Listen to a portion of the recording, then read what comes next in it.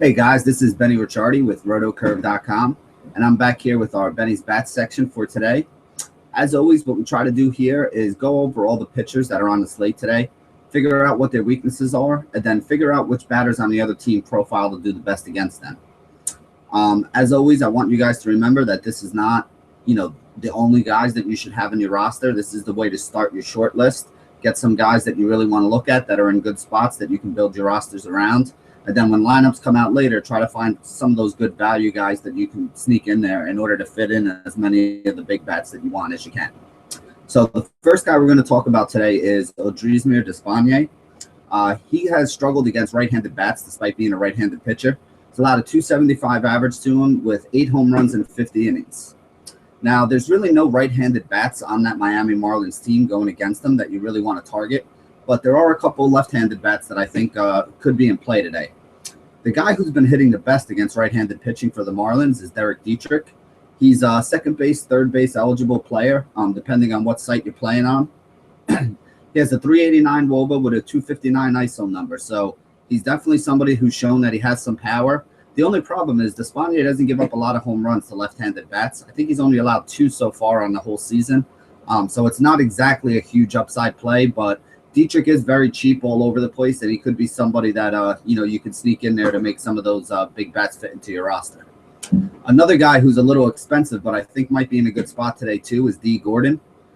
D. Gordon, I think, will be able to steal some bases if he gets on because Despaigne is kind of a soft toss and righty. So I think if you see D. Gordon get on base once or twice, I think he's going to go. As always, we talk about the stolen base potential on DraftKings is a big deal. So if you can get a guy over on DraftKings who can get on base, steal, and score a run, he's going to give you pretty good value. I haven't looked at D. Gordon's price yet today, but if he's up towards the $5,000 mark, he's probably not a great value on DraftKings. But if he's closer to the $4,000 mark, I think he's somebody that you can sneak in there for that can give you the upside with the stolen bases and the run scored and picking up a couple hits. On the other side of that game, we have Jose Arena going up. He's allowed a 321 batting average with a 1.55 whip to right-handed bats. The only guy on that San Diego team that really stands out a little bit is Justin Upton. He's got a 361 WOBA with a 268 ISO number. Double-digit home runs already this year against right-handed pitching. So if I'm going to use anybody on the San Diego team, again, it's a bad ballpark. San Diego hasn't been one of the better hitting teams this year. But if I'm going to put anybody in my lineup, it's probably going to be Justin Upton. Next guy we can talk about is Aaron Brooks. And I know what you guys are probably thinking. Doesn't he play point guard? And you're absolutely right. This Aaron Brooks is somebody who most of us have probably never heard of. He was acquired by Oakland in that Ben Zobrist trade. He was somebody who pitched in AAA all year for the Royals. Right-handed batters are hitting about 303 against them with 7 home runs in 50 innings in the minor leagues. So I think right-handed bats would be the way to attack him. But again, he's going up against Cleveland, and Cleveland doesn't really have any right-handed bats that scare you. You can look at guys like Kipnis, who has a 429 WOBA against right-handed pitching. So he sees the ball well against right-handers, should be able to get some hits. And the guy who we spoke about last week, Michael Brantley, who's starting to heat up, 373 WOBA with a 171 ISO. Remember, the drawback on both of these guys, though, is they're very, very expensive. Kipnis is usually the top price second baseman or one of the top 3 second basemen, along with guys like Altuve and Dozier every day. On every site that you're playing, whether that's Fantasy Feud or DraftKings or FanDuel or Fantasy Aces. I mean, those are 3 of the most expensive second basemen every day. So you're never really getting a discount to use a guy like Kipnis. Same thing goes for Brantley. Once he started hitting, his price went from the low 4,000 range on DraftKings up to almost the $5,000 range. Same thing. Price jumped on FanDuel. Price jumped on Feud. Price jumped on Aces. He's no longer one of those cheap guys that you can fit into your roster. Next guy we can talk about is Kevin Gausman. Gausman has really struggled with left-handed bats. He's allowed a 289 average to them with a 1.55 whip. But again, for the 3rd time in a row, who are the left-handed bats that you really want to target on that Detroit team? Maybe you can look at a guy like Victor Martinez, but his numbers so far this year against right-handers have not been all that great. Obviously, the guys who have been hitting well against righties, J.D. Martinez hits very well against righties. He has his whole career. 389 WOBA, 280 ISO number, has a lot of home run upside. I think he hit another one last night. He's got like 27, 28 home runs. So he's just having an absolutely phenomenal season. Next guy you can look at is somebody like Yoenis Cespedes. He has a 382 WOBA with a 231 ISO number. So he's another guy that's going to be in play today. Again, neither one of these guys are really lighting the world on fire right now, but they're both solid options even in a righty on righty matchup. Next guy we can talk about, another AAA pitcher. You got Brian Mitchell for the Yankees. In AAA this year, in 74 innings, he's only allowed 1 home run, which is something I like. That's a good sign. Left-handed bats have only hit 225 against him, and right-handed bats have only hit 232. So the kid does have some upside. He does have some talent. The two guys that we would look at that profile well on that Chicago White Sox team, you got Adam Eaton leading off, 365 WOBA, 185 ISO. He had a really slow start to the season, but he's starting to pick it up lately. This White Sox team as a whole over the last week has really been pounding out some runs and getting a lot of hits. So I think that they're, somebody that you got to look at, especially against the rookie coming up making his first start. Next guy you can look at is Jose Abreu. Now, again, Abreu is a 373 WOBA with a 212 ISO number. So even though he hasn't had a great year and he is a little bit priced up on most sites, those are still some pretty good numbers. 373 and 212 means that he's a guy that has some home run power and is also somebody who's been getting on base and, racking up the total bases. Let's see. Next guy we can look at is Raciel Iglesias for Cincinnati. Left-handed bats are hitting 352 against him with the 197 whip. So if you wanted to look at some of the guys like Polanco and Walker and Alvarez on that Pittsburgh team, I think they could be decent plays, good salary savers if you can find them cheap. The only guy who has a good profile against right-handed pitching, though, is Andrew McCutchen. He's got a 382 WOBA with a 217 ISO number. So he's definitely somebody who's in play as well. Again, in Cincinnati, I think it's a little bit easier to hit home runs than if they were playing in Pittsburgh. So I think you can look at a guy like Kutch today. Again, he's expensive on almost every site. He's priced up, towards the top on DraftKings. He's one of the most expensive outfielders. On Fantasy Feud, he's getting priced up. I think he's in the 70 or 80 thousands. FanDuel, he's not incredibly expensive, but I think he's right around the 4K range. And on Aces, I know he's up in the 5K, above the 5K, like 55 or something like that. So, again, he's not an easy guy to fit in your roster, but I do think he has some upside today. Next guy we can look at is Chris Heston. Now, this is an interesting option for me. Heston has struggled most with left-handed bats, allowed a 257 average, 1.35 whip. Now, there are some big left-handed bats in that Texas team. Guys like Fielder at a 403 WOBA, 157 ISO number should be able to get some hits. A guy like Mitch Moreland, 398 WOBA, 282 ISO. So he's the guy that's got the power that you got to worry about. And even a guy like Sin-Soo Choo is starting to come around. He's got a 363 WOBA with a 208 ISO number, and he was ice cold to start the season. So basically, he's been about as hot as any hitter in the league. He's got a WOBA over 400 over the course of the last 45 days. And actually, speaking of guys who've been hot recently, you can even add another lefty in there in Rougned Odor, who's got a top 10 WOBA since the All-Star break right now. So there's a lot of left-handed bats that can go up against Heston, which is why I said it's a little bit interesting because on Fantasy Feud, he's the 4th highest priced starting pitcher. On FanDuel today, he's the 6th highest priced starting pitcher. But on DraftKings today, he's only $5,000. He's actually towards the bottom, like maybe the 7th or 8th cheapest pitcher on the mound. I'm assuming they're thinking that has to do with the fact that the ballpark in Texas is a good hitter's park and that he does struggle with lefties, and there's a lot of left-handed bats that Rangers team can throw at him. I just found it interesting, though, because he was a guy who I thought would have been one of the guys that was priced up. I mean, he's been pitching very well lately. He's been going deep into games. He's been striking guys out. He's been limiting the negative events. So I just don't understand why he's only $5,000 on DraftKings today. Just something I wanted to make sure you guys were aware of. Like I said, on all the other sites, on Feud, he's 4th. On FanDuel, he's 6th. I think on Fantasy Aces, he's up towards the top 10 too. But again, if you can find this guy at $5,000 on DraftKings, he makes for an interesting option today. Next guy we can talk about is Matt Garza. Garza has basically been bad to guys from both sides of the plate. You got left-handed bats hitting 309 against him with 8 home runs in 51 innings. And you got right-handed bats hitting 282 against him with 9 home runs in 59 innings. So the two guys who really stand out, the left-handed bats that you want to use to attack Garza, are a guy like Kyle Schwarber. Schwarber's got a 460 WOBA, 260 ISO number. He's shown a lot of power lately. He's hitting up on top of that order for the Cubs.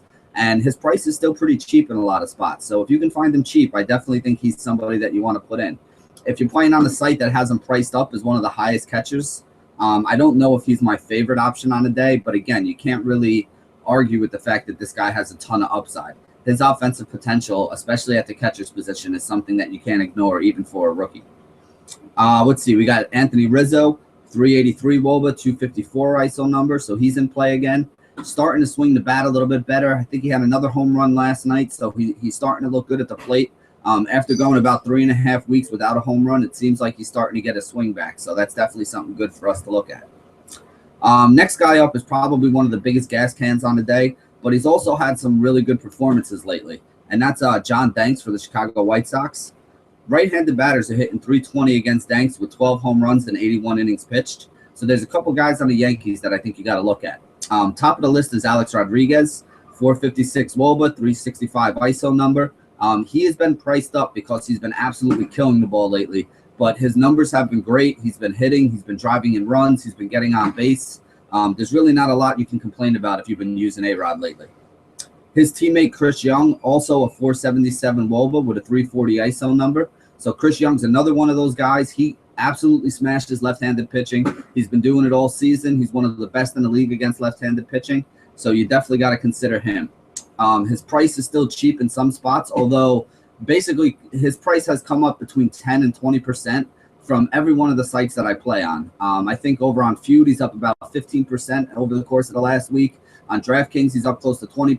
FanDuel, he's up close to 20%. And it makes sense because even though he is a platoon guy, when he goes up against left-handed pitching, his numbers are pretty elite. So if they're going to be hitting him towards the top of the order in that second spot, or even if they put him in like the 5th or 6th spot to give him, a couple RBI opportunities, I still think he's a guy that's in play. Over on Fantasy Aces, they finally just raised his price. He's up about 15% over there as well. He was below $4,000 for the longest time, and even now, if he's below 4,600 or 4,700, there's not many guys you're going to find with the upside he has for that cheap. Let's see. Next guy is Cody Anderson. Anderson has struggled with left-handed bats this year. They're hitting 270 against him with 4 home runs and only 16 innings worth of work. So even though that Oakland team has been, basically mired in a slump for the last week or two, you still got to look at some of the guys that have good numbers, and that basically comes down to guys like Josh Reddick. Reddick's got a 382 WOBA with a 202 ISO, or a guy like Stephen Vogt, who has a 367 WOBA with a 219 ISO. So those would be the 2 guys on that Oakland team that I think you really got to look at. Again, Anderson is somebody who he's been okay. He doesn't strike out a lot of guys. He does go deep into the games, though, gets a lot of ground balls. But I still think he's somebody who's in play with the way he struggled against the lefties so far. Let's see. We got to look at a guy like Jeremy Hellickson. Left-handed bats are hitting 291 against him with a whip of 1.64. So the only guy who really stands out on that Houston team for me, I mean, you can look at the guys like Altuve and Gomez and Correa up top of that order, but that's righty-righty matchups. Hellickson hasn't been great against righties, but he's much better against righties than he is against lefties. But the guy who's been hitting cleanup for them lately is Preston Tucker. Preston Tucker has a 405 WOBA with a 278 ISO number. So a lot of people don't know about this kid, but he's got great power upside. He's been hitting the ball pretty well, and his price is still pretty cheap on most of the sites that you play on. He's no longer one of the min-price kind of outfielders, but if you're looking at guys that have upside, you're getting a cleanup hitter here, somebody with a WOBA over 400 with an ISO score almost close to 300, and you're going to be getting them for basically about a 10 to 15% discount off of the guys up top, maybe even 20% in some spots. I mean, he's in the mid-3s over on DraftKings. I think he's either 50 or 60 today over on Fantasy Feud. Over on FanDuel, I think you're still getting him at like 32 or 34. On DraftKings, I think he's the biggest discount and the place that I'd use him. I mean, even on Aces, you're getting him at about 4,600 or so. And, you got to pay up for about $6,000 to get some of the top guys. So that's more than a 20% discount that you're getting on, like I said, a guy who's a cleanup hitter and has good numbers. So definitely like Preston Tucker today. Definitely think he's in a good spot. He's in a good hitter's park, and I would definitely be looking to roll him out there as well. Let's see. We got Jorge De La Rosa. De La Rosa has been very good on the road this year. His numbers have huge extreme splits between home and road, and you can understand why, because he plays his home games at Coors Field where, basically everybody hits the ball at Coors. So this is a big park upgrade for him going over to St. Louis, which is one of the better pitchers parks in the league. You got he's allowed left-handed bats this year to hit 303 against them with a whip of 1.71. Right-handed bats have hit him for a little bit more power, though. They have 9 home runs in 72 innings pitched. You can look at a guy like Matt Holliday. He's got a 376 WOBA with a 154 ISO. I don't see him hitting a home run today, but he could be somebody who gets you a couple hits. Hitting in the middle of that order, he could drive in a couple runs. And I definitely think he's an option worth looking at. Depending on where he is in the batting order, I also really like Randall Gierchuk. Sometimes he hits in the 2-hole, and when he does hit in the 2-hole, that's when I would like to use him. He has a 371 WOBA with a 244 ISO number. So he's another one of those guys, though. His price has come up pretty much across the board. You know, you were getting him for about $40,000 over on Fantasy Feud not too long ago. Now I think he's up to the 50, 60 range. Excuse me. On DraftKings, he's up above $4,000 when he used to be a guy you were getting for $3,000. You know, he used to be below $3,000 on FanDuel. Now he's up in the high threes. So he's no longer a cheap option that you can put in there, but he is somebody with upside. I mean, this kid has a bright future and a lot of power, so you can look for him to maybe get you a home run today. Again, although I'm not gonna say he's going to, because St. Louis is not the greatest place to hit. Another guy who I really like on St. Louis, one of my favorite shortstop options today, is Johnny Peralta. He had a big home run for me last night. That was really nice. Really helped the rosters out. He's got a big ISO score at 264. This guy has a lot of power, especially against left-handed pitching. His WOBA is only 351. He hasn't had the greatest season at the plate this year. But like I said, he does have that home run power, that home run upside. And, you know, when everybody runs to put Correa and Tulo in their rosters all the time, you know, those guys don't have a great matchup. I think you can get a guy like Peralta for a little bit cheaper, much lower owned, and give you the same kind of home run upside that those other two guys do. And, you know, help you win some games as he did, you know, last night for the people that used him. Next guy we can talk about, Mike Montgomery from Seattle. Montgomery has struggled against right-handed bats, but not really struggled. They're just the side of the plate that's hitting better against them. They're still only hitting 223 against them. The problem that he has is he's given up 7 home runs in 54 innings to right-handed bats. So if you do have a right-handed bat with some power, he might be in play today. And there are 2 guys like that on Minnesota. You got Hicks and you got Dozier. Dozier is a 387 WOBA with a 269 ISO score. So he's going to give you probably more home run upside from the second base position than anybody else that you're going to find on most days. So he's somebody that you can put in there. Again, as we talked about before when we were talking about Kipnis, he's also one of the top 3 most expensive on every site that you play on. So you're not getting a discount on this guy at all by any means. You know, we also have Aaron Hicks. Hicks has actually been hitting very well lately, and they moved him up to hitting at 2-hole. So he's been hitting behind Dozier. He has a 467 WOBA and a 228 ISO number. So he's another guy that has some home run upside.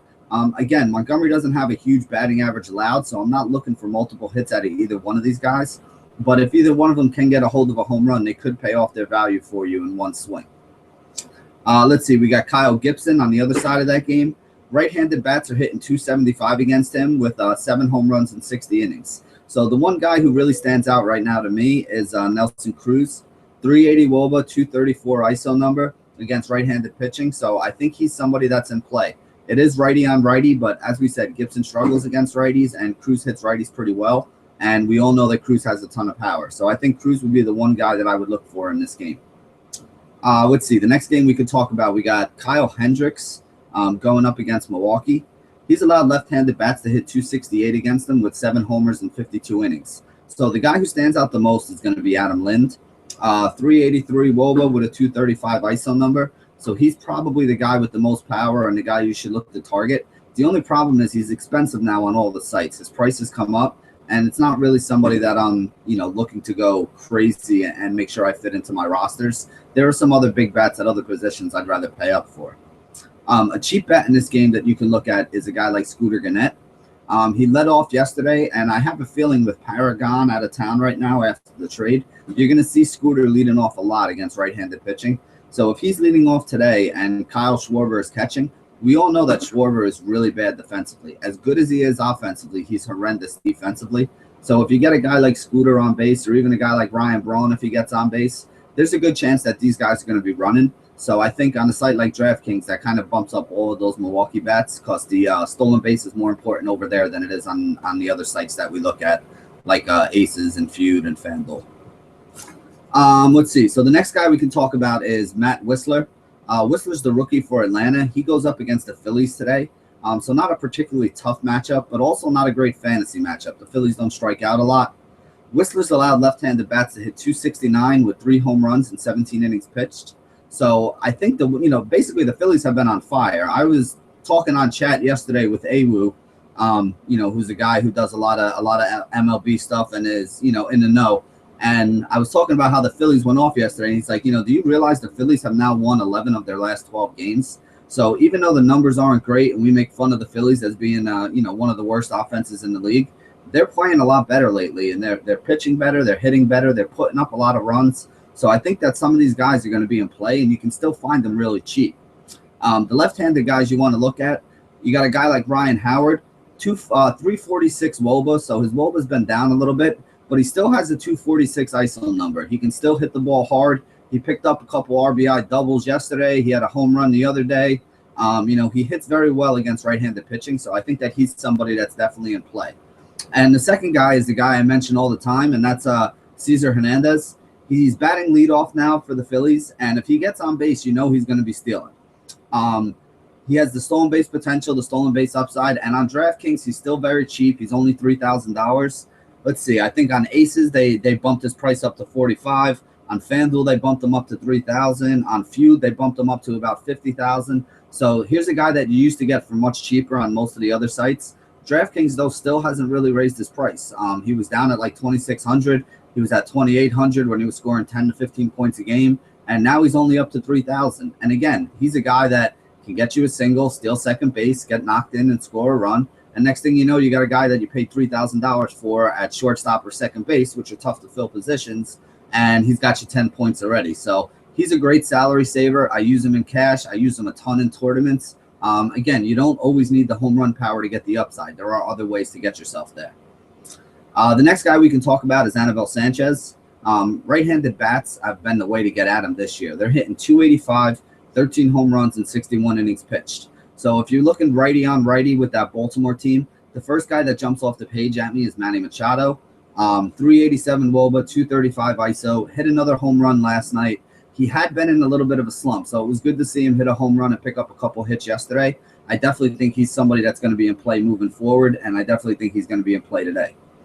Adam Jones, another guy who homered yesterday, he only has a 343 WOBA with a 198 ISO, but I do think that, he's starting to round out and he's getting hot, so I think he's another guy that you can look at, especially if you're looking to stack up some of those bats on Baltimore and, take advantage of Sanchez. I think that the Baltimore bats will be lower owned, because people look at Sanchez and they're scared away. But again, 285 batting average this year, right-handed bats, 13 home runs in 61 innings. I mean, he's basically giving up a home run every 4.5 innings to right-handed bats, and they're hitting almost 300 against him. So is that really a guy that you don't want to target? And he's also definitely not somebody that I'm using on the mound today. If you do use him, he has that strikeout upside, and the Baltimore does strike out a decent amount. But he's just as likely to strike out 7 batters over the first 3 innings and then give up 5 runs in the 4th inning, as he is to throw a shutout. So I just don't see a lot of cash game safety with him. If you want to use him in a tournament, I can definitely see the merit in that, though, with the strikeout upside that he has against a high strikeout team. Let's see. We also have the last guy I wanted to mention here is Jonathan Scope. He's got a 419 WOBA, 350 ISO number. I mean, the guy's just been hitting. I think he has 7 or 8 home runs already in less than 90 at-bats so far this year in the majors. He was the guy who was scheduled to be the second baseman at the beginning of the year before Jimmy Paredes kind of took over that spot and then just never really let go. But Scope is somebody who has a lot of upside. He's a big prospect that I think they really like and is part of their future plans. So he's another guy I think you can put into play today. But that pretty much sums it up for most of the bats I'm looking at. You got a guy like Aaron Nola going against Atlanta. The rookie for Philly has been pretty good in his first 2 starts. Not really looking to target too many bats against him. You also have the young Joe Ross going up against the New York Mets. Even though the Mets made some trades for bats, they still don't have a great offense. And Ross has been very, very good. Plus, that game is in a pitcher's park, so I don't expect a lot of runs to be scored. You got Cole Hamels is actually interesting. Hamels is on Texas now, and he's pitching against San Francisco in Texas. Right-handed bats are the way to get at Hamels, and there's a couple guys like a Pence or a Posey that you might want to look at on that San Francisco team. I think a lot of people are going to be using Hamels, and I think a lot of people are going to be scared away from Hamels after that no-hitter that he threw. But if you remember a couple games before that no-hitter, I mean, he was a guy that was kind of getting lit up. And again, I know it's, basically Texas is the same kind of ballpark Philly is. It's a hitter's paradise. So, I think that there's a chance that Hamels could be the guy that you want to try to stack against today, because I think it'll be low owned. I think it'll be contrarian for a tournament, and I think it might give you some upside because he could get lit up. Again, he could also go out and throw a no-hitter like he did, 2 or 3 back, so it's more of a tournament play. I wouldn't look to stack any bats in the cash game, but I definitely wouldn't look to take too many San Francisco bats against them. You got Lance Lynn, you got Garrett Cole, you got Dallas Keuchel, you got Jacob deGrom. I'm not looking at any of the bats going up against any of these guys today. Different people are making cases for every one of those pitchers. I think they're all somewhat valid. But because I like all those guys on the mound, I'm not going to be taking a lot of bats against any of them. So that basically wraps it up today for our edition of Benny's Bats. Make sure you get over to the forum at RotoCurve. If you haven't signed up for an account yet, go sign up over there. There's a lot of promotions going on right now with football season round and about. If you haven't signed up for an account, I know we have a good deal going on with Fantasy Feud right now, where if you sign up through our links over on the chat, I think there's a 100% deposit bonus. They also give you $25 from the RotoCurve site to start off with as well, so you have some money in there to play with. And you can use that money to play in some of the qualifiers. Fantasy Feud, probably flying under the radar. It's one of my new favorite sites. They have a $500,000 tournament that they're running at the end of the year. And right now they've only given away, I think there's 40 seats total. They've given away 20 of the 40 seats already in their qualifiers. And they also do it the right way. They run satellites at low cost. So you can get in a $2, a $5, a $10 satellite. And they have the qualifiers at different price points. So there's a $33 one with, a couple hundred people or 1,000 people. There's a $100 qualifier with 60 or 80 or 100 people. The way that they do it is they have different price points to get into it so that the small bankroll player and the big bankroll player both have tournaments that they can go after. But by having the satellites to get into those qualifiers, you're able to get a $100 qualifier ticket for $2 or $5 or $10. And, again, with the bonus that they have and the bonus that we're giving you over here, it's definitely something worth checking out. So go over to the RotoCurve forum page. Make sure you sign up, click through the links to get onto Fantasy Feud, and give it a try. Also, make sure you stop in the forums and let us know what you think about it. I know some of the guys from Feud are over there every once in a while in our forums. So if you leave a message there about something that you like or what you don't like or what you think they can do to help it out the site or to change it, they'll be over there to help you out. So they'll answer your questions. They're usually pretty good with that. So thank you guys for joining us today. As always, this is another section of Benny's Bat, and make sure you stay classy, DFS.